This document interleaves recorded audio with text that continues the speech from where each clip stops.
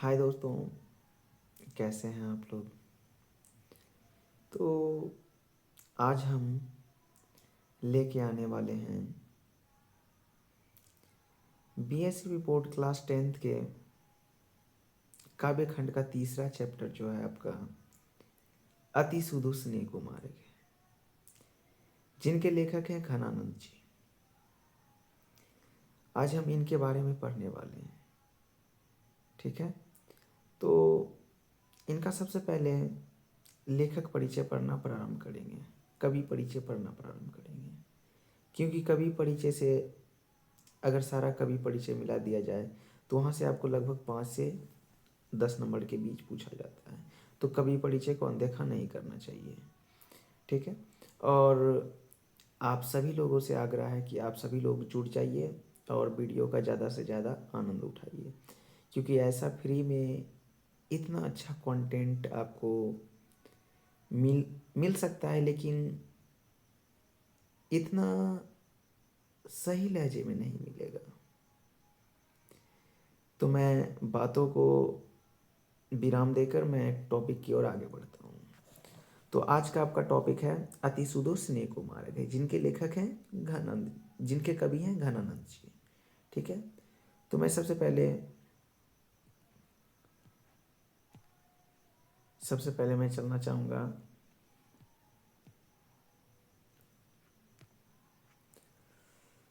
घनानंद के बारे में जीवनी में। तो सबसे पहले रीति युगीन काव्य में घनानंद रीति मुक्त काव्यधारा के सिरमौर कवि हैं। सबसे पहला पॉइंट यहाँ पे, कौन सी काव्य धारा? तो रीति युगीन। ठीक है, रीति युगीन काव्य। कौन सी काव्य? तो रीति युगीन काव्य। मत कहने का मतलब है क्या कि आपका इसमें रीति होगा। क्या होगा? रीति होगा। क्या होगा? रीति। ठीक है, कौन सा काव्य होगा? तो रीति युगीन, मतलब कि रीतियों से जुड़ा हुआ काव्य होगा। किससे जुड़ा हुआ? रीतियों से जुड़ा हुआ काव्य होगा। ठीक है, और बोला गया जो घनानंद है, कौन? घनानंद, ये रीति मुक्त काव्यधारा के सिरमौर कवि थे। कैसे कवि? रीति मुक्त काव्यधारा के सिरमौर कवि थे। यहां से ऑब्जेक्टिव बनता है कि कौन से कवि को सिरमौर कवि कहा गया है? तो घनानंद को। रीति मुक्त काव्यधारा के सिरमौर कवि कौन है? घनानंद। डायरेक्ट आपसे क्वेश्चन आएगा कि रीति मुक्त काव्यधारा के सिरमौर कवि कौन है, तो आपका कौन होगा? घनानंद जी होगा। ठीक है, कौन होगा? घनानंद जी। ठीक है, रीति मुक्त काव्यधारा के सिरमौर कवि घनानंद जी। अब इनका जन्म होता है 1689 ईस्वी में। जन्म कब हुआ है? 1689 ईस्वी में। ठीक है, और मृत्यु 1739 ईस्वी में। जन्म 1689, मृत्यु 1739। महज ये 50 वर्ष जीते हैं।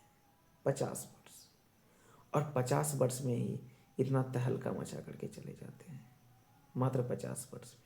सोच लो, अभी की पीढ़ी को अगर 50 क्या 80 वर्ष भी मिल जाए तो उतना तहलका नहीं मचा पाते जितना ये घनानंद मचा करके चले गए हैं।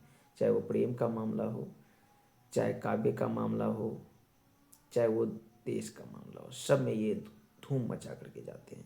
तो चलिए जानते हैं। तो बताते क्या कि इनका जन्म 1679 ईस्वी के 1689 ईस्वी के आसपास हुआ, और 1739 ईस्वी में नादिर शाह के सैनिकों द्वारा मारा गया। इसको नोट कर लीजिएगा। तो पूछा जाएगा घनानंद की मृत्यु किनके सैनिकों के द्वारा हुई है? तो नादिर शाह के सैनिकों के द्वारा। किनके सैनिकों के द्वारा? नादिर शाह के सैनिकों के द्वारा। और आगे, ये तत्कालीन मुगल बादशाह मोहम्मद शाह रंगीले के यहाँ मीर मुंशी का काम करते थे। मीर मुंशी, किसका काम? मीर मुंशी का। किसके यहाँ? मोहम्मद शाह रंगीले के यहाँ। ठीक है, किसके यहाँ? मीर मुंशी का। घनानंद कौन सा काम करते थे? मीर मुंशी का। किसके यहाँ? मोहम्मद शाह रंगीले के यहाँ। क्लियर? बोलते हैं क्या कि ये अच्छे गायक और श्रेष्ठ कवि थे। ठीक है, किदवंती की वन की ये अरे की वदंती है कि सुजान नामक नर्तकी को वे प्यार करते थे। कौन सी नर्तकी? सुजान नामक नर्तकी को। ठीक है। आगे बोलते हैं क्या कि विराग होने पर ये वृंदावन चले गए और वैष्णव होकर काव्य रचना करने लगे। फिर क्या होता है कि ये विराग, ठीक है, विराग मतलब क्या है, ये सबसे मोह माया छोड़ करके वो चले जाते हैं वृंदावन और वहाँ पे वैष्णव होकर के वो काव्य रचना में लग जाते हैं। सन 1939 की बात है, ठीक है। सन 1939 की बात है जब नादिर शाह के सैनिक दिल्ली पर आक्रमण करते हैं, ठीक है। सन 1939 में 1739 ईस्वी की बात है। कब? 1739 ईस्वी में। 1739 में होता है क्या कि नादिर शाह का जो सैनिक होता है वो दिल्ली पर आक्रमण करता है। कहाँ पर आक्रमण करता है? दिल्ली पर। जब वो दिल्ली पर आक्रमण करता है तब उसी मामले में ये बच जाते हैं, ठीक है। उसी मामले में क्या होते हैं? ये बच जाते हैं। बोले क्या दिल्ली पर आक्रमण किया, तब उसके सिपाहियों ने मथुरा और वृंदा पर भी धावा बोल दिया। तो ये जो मथुरा और वृंदावन में रहते थे यहाँ पे धावा बोला, तो इस मामले में बच गया घनानंद जी, ठीक है। घनानंद जी बच जाते हैं और इनको जो है नादिर शाह के सैनिक पकड़ लेते हैं, ठीक है। नादिर शाह के सैनिक पकड़ लेते हैं और वो बोलते हैं क्या, 3 बार वो बोलते हैं जड़ जड़ जड़। क्या बोलते हैं? जड़ जड़ जड़, ठीक है। कहने का अर्थ है क्या, वो बोलते हैं आपके पास कोई मूल्यवान वस्तु है बताओ, मतलब कि सोना सोना सोना, ठीक है, सोना सोना सोना। तो ये अपनी भाषा में बोलते हैं रज रज रज, ठीक है। बोलते कि मेरे पास कुछ नहीं है, कुछ नहीं है, कुछ नहीं है, ठीक है। उसके बाद क्या करते हैं, मतलब कि रज मतलब होता है धूल, धूल धूल धूल, कुछ नहीं है, कुछ नहीं है, कुछ नहीं है, ठीक है। तो इस बात पे होता क्या है कि सिपाहियों को क्रोध आ जाता है। क्या आ जाता है? क्रोध, ठीक है। क्या आ जाता है? क्रोध आ जाता है। और उसके बाद क्या करते हैं, सिपाही उसको निकालता है तलवार और मार देता है पेट में, ठीक है। तलवार निकाला और मार दिया पेट में। बेचारा घनानंद जी का वहाँ पे 1739 ईस्वी में काम तमाम। 1689 ईस्वी में आए ही और 1739 ईस्वी में नादिर शाह के सैनिक के द्वारा काम तमाम कर दिए गए, ठीक है। अब आगे आगे है आपका घनानंद प्रेम के पीर कवि, ठीक है। अभी 2 चीज़ देखे हैं, रीति मुक्त काव्यधारा के सिरमौर कवि और प्रेम के पीर कवि, ठीक है। 2 चीज़, रीति मुक्त काव्यधारा के सिरमौर कवि और प्रेम के पीर कवि कौन है? घनानंद है, ठीक है। उसके बाद आगे है उनकी कविताओं में प्रेम की पीड़ा, मस्ती और वियोग सब कुछ है। आचार्य शुक्ल के अनुसार प्रेम मार्ग का ऐसा प्रवीण और धीर पथिक तथा ज, तथा जावादानी का ऐसा दावा रखने वाला ब्रजभाषा का दूसरा कवि नहीं हुआ है, ठीक है। बोलते क्या, आचार्य रामचंद्र शुक्ल जो कि हिंदी साहित्य के काल का विभाजन करते हैं, ठीक है। हिंदी साहित्य का काल विभाजन, साहित्य का काल विभाजन।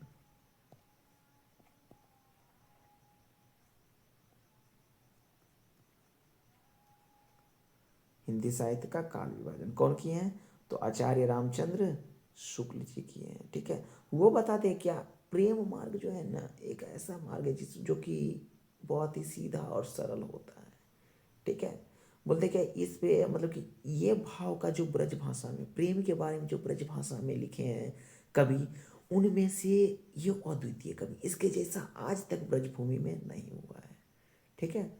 बोलते क्या, वियोग में सच्चा प्रेमी जो वेदना सहता है, उसके चित्त में जो विभिन्न विभिन्न तरंगे उठती है, उसका चित्रण घनानंद ने किया है। बोलते क्या, वियोग मतलब कि एक दूसरे से विरह की स्थिति में, ठीक है, एक दूसरे से विरह की स्थिति में, एक दूसरे के विरह की स्थिति में जो दुख होता है, जो दर्द होता है, उसके बारे में जो है घनानंद जो है अच्छे रूप से बताए हैं, एकदम अच्छे रूप से, ठीक है, एकदम अच्छे रूप से बताएं, एकदम व्यवस्थित रूप से। बोलते क्या, घनानंद घनानंद वियोग दशा का चित्रण करते हुए अलंकारों रूढ़ियों का सहारा लेने नहीं दौड़ते, हुए बाह्य चेष्टाओं पर भी कम ध्यान देते हैं। वे वेदनाओं के तप से मनोविकार या वस्तुओं का नया आयाम अर्थात पहले ना देखा होगा न देखा गया उसका कोई नया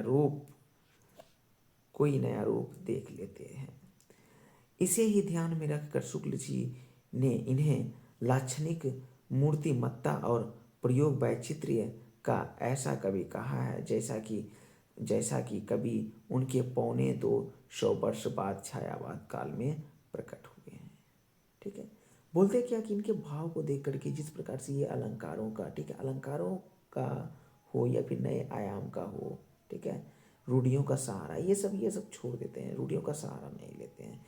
बताते क्या कि जो इन्हीं सब गुणों के कारण आचार्य रामचंद्र शुक्ल जी जो हैं इन्हें लाक्षणिक मूर्तिमत्ता और प्रयोग वैचित्र कवि का उपाधि देते हैं, जिसके कारण जो बताया जाता है कि जो अभी छायावाद में जो गुण चल रहा है, ठीक है, छायावाद कब से कब तक, पहले नंबर छायावाद युग।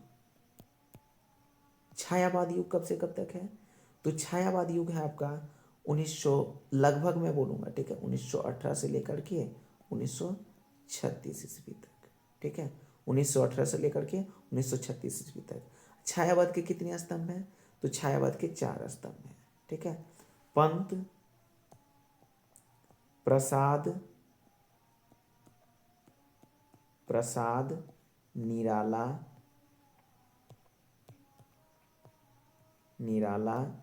वर्मा, ठीक है, पंत, प्रसाद, निराला वर्मा। तो छायावाद के पंत मतलब क्या, सुमित्रानंदन पंत, पंत मतलब सुमित्रानंदन पंत, ठीक है। उसके बाद है आपका प्रसाद, प्रसाद से आपका जयशंकर प्रसाद, प्रसाद से आपका जयशंकर प्रसाद। निराला से सूर्यकांत त्रिपाठी निराला, वर्मा से महादेवी वर्मा। ये सब जो है छायावाद के प्रमुख कवि माने जाते थे, ठीक है। कौन कौन, तो सुमित्रानंदन पंत, जयशंकर प्रसाद, सूर्यकांत त्रिपाठी निराला और महादेवी वर्मा, ठीक है। ये सब छायावाद के प्रमुख कवि माने गए हैं। आगे है घनानंद की भाषा परिष्कृत और शुद्ध ब्रज भाषा है। उनके सवैया और घनाक्षरी अत्यंत प्रसिद्ध हैं। घनानंद के प्रमुख ग्रंथ, ठीक है, देखो घनानंद के प्रमुख ग्रंथ सुजान सागर, ठीक है, विरह लीला, रसकेली बल्ली, ठीक है। कौन, सुजान सागर, विरह लीला, रसकेली बल्ली, ठीक है। तो मैं बता दूं, अगर पूछा सुजान रसखान, सुजान रसखान, तो ये आपका है रसखान का, किनकी रचना है, ये है आपका रसखान का, ठीक है, रसखान का। लेकिन पूछे आपको सुजान सागर, जैसे आपको पूछे सुजान सागर, तो ये आपका रचना है घनानंद जी का। यहाँ तक क्लियर हो गया होगा। इनका 3 रचना है, ठीक है, सुजान सागर, बीरा लीला, राधा रसकेली, ठीक है। आपको रूबरू करा देता हूँ पीछे भी, ठीक है। सबसे पहला आपका था गुरु नानक, उसका था आशा दीवार, ठीक है, रहीरास, ठीक है, आशा दीवार हो गया, रहीरास, जप्पू जी, ये 3 कृतियाँ उनका था। दूसरा आ जाता हूँ तो आपका है रसखान, रसखान का 2 कृतियाँ हैं इनका, ठीक है, एक है प्रेम वाटिका, दूसरा है सुजान रसखान। उसके बाद आते हैं घनानंद, घनानंद का 3 कृतियाँ, ठीक है, सुजान सागर, विरह लीला, रसकेली बल्ली, ठीक है, ये 3 कृतियाँ हैं। आगे अब थोड़ा चलेंगे हम लोग, बोलेंगे रीति काल के शास्त्रीय युग में उन्मुक्त प्रेम के स्वच्छंद पथ पर चलने वाले महान प्रेमी कवि घनानंद के 2 सवैये यहाँ प्रस्तुत हैं। तो क्या है, सवैया, सवैया मतलब 4 लाइन की कविता, ठीक है। बोला गया ये छंद उनकी रचना बली घन आनंद से, किसे लिया गया है, घन आनंद से लिया गया है। प्रथम छंद में कवि जहाँ प्रेम के सीधे सरल निश्चल मार्ग की प्रस्तावना करता है, वहीं द्वितीय पद में मेघ की अनियोक्ति के माध्यम से विरह वेदना से भरे अपने हृदय की पीड़ा को अत्यंत कलात्मक रूप से अभिव्यक्ति देता है।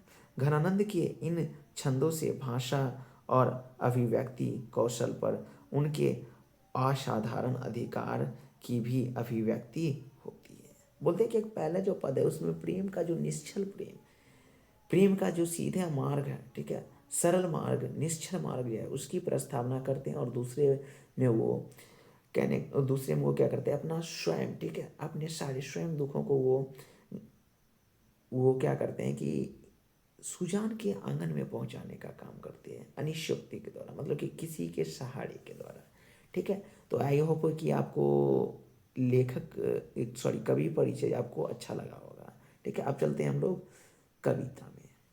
कविता हम लोग पहले पढ़ा कर लेते हैं क्या है नहीं है। तो आपका कविता है, इसको थोड़ा सा एडजस्टमेंट कर लेता हूँ। आपका कविता है अति सुधो स्नेह को मारा गया। पूछा जाए अति सुधो स्नेह को मारा गया के लेखक कौन है? घनानंद। मोह आशुनी आशु वाहिनी वाहिनी लय वर्षो के कवि कौन है? घनानंद। अति सुधो स्नेह के मार्ग, स्नेह को मार्ग, या फिर मोह आशु वाहिनी लय वर्षो के कवि कौन है? घनानंद है। ये दोनों क्लियर है। अब आते हैं पंक्ति पे। बोला गया क्या? अति सुधो स्नेह को मार्ग है, ठीक है। अति सुधो स्नेह को मार्ग है, जहां नेकु शयानक बाक नहीं। बोलते क्या? अति मतलब होता है अधिक, ठीक है। सुधो मतलब होता है सीधा, स्नेह मतलब होता है प्यार, ठीक है। को मार्ग मतलब मार्ग होता है, ठीक है। बोलते क्या? प्रेम का जो मार्ग है वो सीधा और सरल है, ठीक है। या फिर प्रेम का मार्ग अत्यंत सीधा है, ठीक है। बोलते हैं जहां नेकु शयानक बाक नहीं, बोलता है यहाँ पर, ठीक है, यहाँ पर कोई भी चालाकी नहीं चलती है, ठीक है। क्या बोला गया है?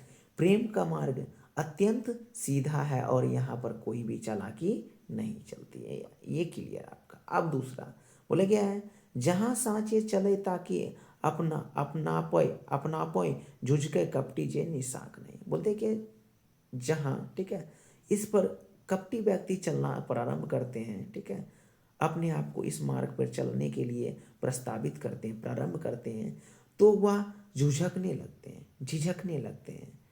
जो भी व्यक्ति कपटी मन का रहता है, या फिर इसको इस भाव में बोल सकते हैं, जितने भी कपटी मन के, ठीक है, झिझकी मन के, ठीक है, जितने भी व्यक्ति कपटी मन के भाव से प्रेम के मार्ग पर चलना प्रारंभ करते हैं वह झुझकते हैं, वो इस मार्ग पर चलने से झिझकते हैं, ठीक है। सोचते हैं, 10 बार चलने से पहले सोचते हैं कि जाऊं या ना जाऊं। आगे बोला गया है घन आनंद प्यारे सुजान सुनो, ठीक है। बोलते कि हे घन आनंद, ठीक है, बोलते हे घन आनंद प्यारे सुजान सुनो, तुम सुनो, तुम मेरे लिए सुनो क्या मैं बोल रहा हूँ, ठीक है। बोलते हैं यहाँ एक ते दूसरे आंक नहीं, बोलते यहाँ एक जो है दूसरे को आंक नहीं देता है, ठीक है, समय नहीं देता है, समझना नहीं चाहता है। बोलते हैं क्या? तुम कौन धो पाठी पढ़े हो। बोलते कि तुम कौन सा पाठ पढ़ लिए, तुम क्या व्याकरण पढ़ लिए हो, क्या पाठ पढ़ लिए हो, ठीक है। बोलते कहो मन ले हूँ पै देहूँ छटाक नहीं। तुम किसी के मन के भावों को लेना जानते हो, लेकिन उसे थोड़ा सा, किसी के समय को लेना तो जानते हो, लेकिन उसे थोड़ा सा भी समय देना नहीं जानते। यहाँ तक है आपका पहला आपका शायद क्लियर हो गया। नहीं हो या हुआ होगा तो आप कमेंट बॉक्स में कमेंट कीजिएगा, मैं समझाने का और भी अच्छी तरीके से कोशिश करूँगा। अगला है आपका पर काजही देह को धारी फिरो परजन्य जनारत है हवै हवै दर्शो, ठीक है। इस पंक्ति के माध्यम से कहना क्या चाह रहे हैं पहले हम लोग ये देखेंगे, ठीक है। तो इस पूरे पंक्ति में, ठीक है, इस पूरे जो सवैया है उनका, इसमें बताना चाहते हैं क्या, किस प्रकार से जो घनानंद है वो अपनी प्रेमिका, ठीक है, नर्तकी प्रेमिका सुजान के पास, ठीक है, नर्तकी प्रेमिका सुजान के पास अपने दुख बड़ी आंसुओं को पहुंचाते हैं, ठीक है। उसी का वर्णन यहाँ पे करते हैं किस प्रकार से बादलों को वो संबोधित करके अश्रु को पहुंचाते हैं। बोलते हैं क्या? पर काज ही देह को धारी फिरो परजन्य जनारथ हवै दर्शो। बोलते कि पर काज को, ठीक है, दूसरे के काज को, ठीक है, दूसरे के काज को जग में, ठीक है, बोला कि जग में लाने के लिए, संसार का दूसरे के काज के लिए किस प्रकार से आप, ठीक है, देह को धारण करते हैं, ठीक है। यहाँ पर देखो पर काज ही मतलब दूसरे का काज, देह मतलब होता है शरीर, ठीक है, धारी मतलब होता है धारण करना, ठीक है। धारी मतलब धारण करना। पर्जन्य मतलब होता है दूसरे के लिए। जनारथ मतलब होता है जग। दर्शो मतलब होता है देना, ठीक है। बोलते कि मैं कभी कहते हैं कि आप, ठीक है, बादल को, कि आप किस प्रकार से, ठीक है, दूसरे के कार्य को, ठीक है, दूसरे के कार्य को समापन करने के लिए, ठीक है, संपूर्ण करने के लिए, अच्छे तौर तरीके से समाप्त करने के लिए आप अपने देह को धारण करते हैं, ठीक है। बोलेगा निधि नीर सुधा की समान करो, ठीक है। बोलते हैं आप निधि नीर, मतलब कि आप विष भरे जल को भी, ठीक है, विष भरे जल को भी जन कल्याण के लिए अमृत के समान करते हैं, ठीक है। बोल लेते हैं क्या, सबही विधि सज्जनता सरसों, और आप में सज्जनता, ठीक है, एक अच्छे व्यक्ति का सभी गुण आप में विद्यमान है, ठीक है। आप में एक सज्जनता व्यक्ति के सभी गुण विद्यमान है। आगे है घन आनंद जीवनदायक हऊ, ठीक है, कछहु मोड़ियो पीर हियो परसों। बोलते हैं कि हे घन आनंद, हे बादल, ठीक है, हे बादलों के समूह, हे बादलों के समूह, जीवन को जीवन देने वाले, ठीक है, जीवनदायक, ठीक है। बोलते क्या, हे जीवनदायक बादलों के समूह, मेरा भी, ठीक है, मेरा भी कुछ पीरा बांटने का कृपा करें, ठीक है। बोलते कबहू बा विषानी सुजान के आंगन मो अशहू वाहिनी ले बरसों। बोलते कि कबहू, जब भी आपको मौका मिले, ठीक है, जब भी आपको मौका मिले तो मेरे आंसू को भी, ठीक है, मेरे आंसू रूपी दुख को भी सुजान के आंगन में, ठीक है, सुजान के आंगन में बरसाने का कृपा करें, ठीक है। बोलते कि जब कभी भी आपको समय मिले तो मेरे दुख रूपी अश्रु को भी सुजान के आंगन में बरसाने का कृपा करें। यहाँ आपका ये समाप्त हो जाता है संपूर्ण व्याख्या, ठीक है। अब चलते हैं, थोड़ा सा क्वेश्चन देख लेते हैं क्या क्या पूछा गया है, ठीक है। तो सबसे पहला आपका क्वेश्चन है, कवि प्रेम मार्ग को, ठीक है, अति शुद्ध क्यों कहता है, इस मार्ग की क्या विशेषता है। तो कवि जो है प्रेम मार्ग को अति शुद्ध इसलिए कहते हैं क्योंकि ये बहुत ही सीधा है, ठीक है, और इसकी यह विशेषता है कि इस पर कोई भी कपटी मनुष्य, ठीक है, कोई भी छलिया मनुष्य नहीं चल सकता है, ठीक है। एक नंबर का क्वेश्चन पूरा हो गया। अब 2 नंबर, बोले क्या, मन ले हूँ पै दे हूँ छटाक नहीं से कवि का क्या अभिप्राय। बोलते क्या, इस संसार की, ठीक है, वर्तमान संसार की स्थिति यह हो गई है कि संसार में, ठीक है, कोई किसी से अपना काम करवा लेता है, लेकिन जब उसके करने की बारी आती है तो वह मना कर देता है, ठीक है। उसके बाद अगला 3 नंबर क्वेश्चन, द्वितीय छंद किससे किसे संबोधित किसे संबोधित है और क्यों। द्वितीय जो छंद है, ठीक है, द्वितीय जो सवैया है वो किससे संबोधित है। तो द्वितीय जो सवैया है वो बादलों, ठीक है, बादलों से संबोधित है, क्योंकि बादल ही एक ऐसा चीज है जो कि विष रूपी जल को भी अमृत में परिवर्तित कर देता है, ठीक है। और इसीलिए जो घनानंद के विस्मय मन है उसको अमृत करने के लिए बादल को, ठीक है, बादल को संबोधित किया गया है। आगे 4 नंबर क्वेश्चन बोला गया है, परहित के लिए ही देह कौन धारण करता है, स्पष्ट कीजिए, ठीक है। परहित के लिए जो है, पर मतलब क्या होता है दूसरा, हित मतलब होता है भलाई, तो दूसरे के भलाई के लिए, ठीक है, बादल ही, ठीक है, अपने शरीर को धारण करता है। तो 4 नंबर भी क्लियर आपका हो गया, ठीक है। उसके बाद है 5 नंबर। 5 नंबर क्या है, कवि कहाँ अपने आंसुओं को पहुंचाना चाहता है और क्यों, ठीक है। कवि जो है अपने आंसुओं को, ठीक है, कवि अपने आंसुओं को सुजान के आंगन में पहुंचाना चाहते हैं ताकि जो घनानंद है, ताकि घनानंद के दुख को सुजान भी अनुभव कर सके।